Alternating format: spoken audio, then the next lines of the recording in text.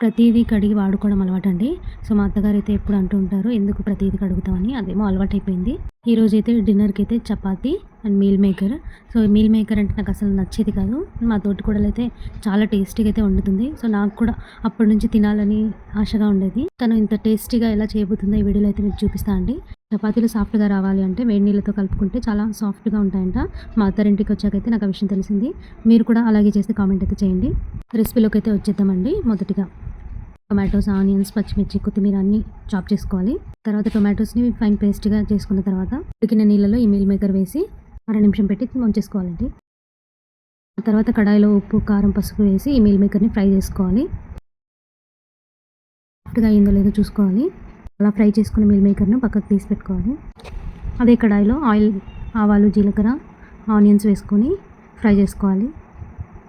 అందులోనే పచ్చిమిర్చి, మనం చేసిన టొమాటో ప్యూరీని, సాల్ట్, పసుపు, కారంని తగినంత, అలాగే ధనియా పౌడర్ని వేసుకోవాలి. కసూరి మేతి కొంచెం, ఆ తర్వాత గరం మసాలాను తగినంత వేసుకొని ఫ్రై చేసుకోవాలి. బాగా కలిపాక తగినంత వాటర్ని వేసుకోవాలి. సో, ఇలా గ్రేవీ వస్తుందండి. కాసేపు తర్వాత ఆయిల్ పైకి తేలేదాకా ఉడికించుకోవాలి. ఫ్రై చేసుకున్న మీల్ మేకర్ని వేసుకొని బాగా కలుపుకోవాలి. మనకు కావాలంటే తగినంత నీళ్ళు పోసుకొని కలుపుకోవాలి. కాసేపు లో ఫ్లేమ్లో మగ్గనివ్వాలి.